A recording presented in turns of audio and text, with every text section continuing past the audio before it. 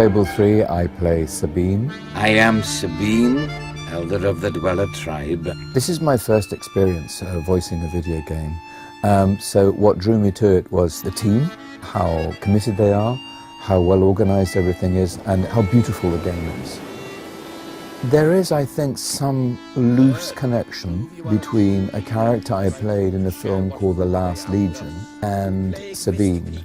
They're both in the same part of the UK. They're both from Wales. All right, I'll shout. Sabine's History of the Dweller Tribe. And I apologise to any Welsh players of the game for my Welsh accent, but I did have a go. So royalty walks into our home. A princess, no less. You're a long mile from the castle, princess. What do you think of our home, then? Do you like what your brother has done to us? In Fable 3, I played Teresa, who is a seer who was blinded in her youth. I think you see that in Fable 1. She is born to see into the future. Sabine is a good man, and his people are strong. I play a character called Reaver. He's a kind of, I don't know how you describe him, a foppish, debauched ruin of a rake of a piratical libertine. I wouldn't call him immoral so much as amoral. He has no morality whatsoever. He doesn't even have a concept of morality. These pitiful men are not a patch on my old bloodstone pirates. Oh, how I miss them sometimes. There's always something stylish about being utterly wicked. Hey, Master Weaver, you think anyone will actually get this perfect score? No need to get restless, sweetheart. Barry Hatch is here to take care of you. Fancy a quick jig?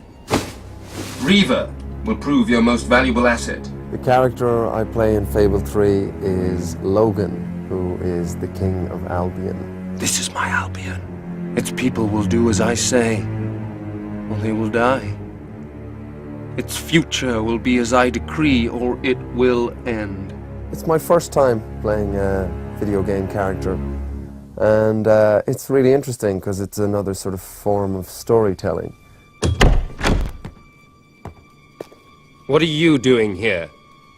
The war room is no place for a child. What was really helpful was when I got sort of, sketches and images of the character, and through that I could sort of gather a lot of information, really, sort of an air of sort of pomposity and arrogance and paranoia.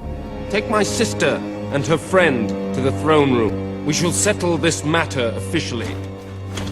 When Logan started to behave so appallingly, I told myself he wanted to prove his strength by seeing off a few agitators. In Fable 3, I play a character called Elliot, who's the female hero's a kind of love interest, potentially. To force an entire kingdom to live in fear.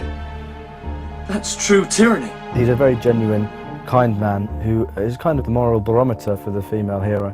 Not a great fighter, pretty useless, and gets in a lot of trouble. All hail the Queen of Albion! I play a character called Sir Walter Beck, who's the kind of typical right-hand man of the monarch. Oh, balls to you all. He's loyal, he's honest, he's a hard fighter. Ha-ha! You only went and broke it. Look at that. Am I a great teacher or what? He's everything that a king would want, just here. Blocked! Stick that up Logan's pipe and smoke it.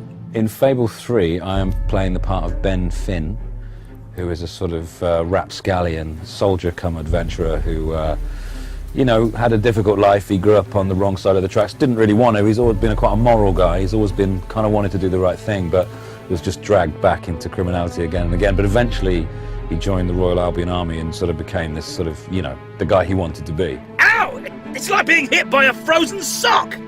I played Jasper, who is the butler at the Royal Palace, and he was originally butler to the king who's gone all wrong. And now he is the great and faithful and loyal attendant on the young fellow who's going to become the hero, or the young girl who's going to become the heroine. You've a new mask, an exciting mix of daring and dashing. A bit like my first cat, Simon. I think people often wonder whether an actor is using himself in a character, and I think the answer is, to some extent, he has to. One of the things that's missing from a lot of video games is good writing and good voice work. I mean, they require that. It's just because they're video games doesn't mean they don't require the same attention that movies do, or television, or what have you. And I think this one has a wonderful mythology, and it's witty, and it's engrossing, and it demands to have people that, you know, can step up to the plate. This is revolutionary for me. It has to become part of the actor's vocabulary. We have to join in or perish.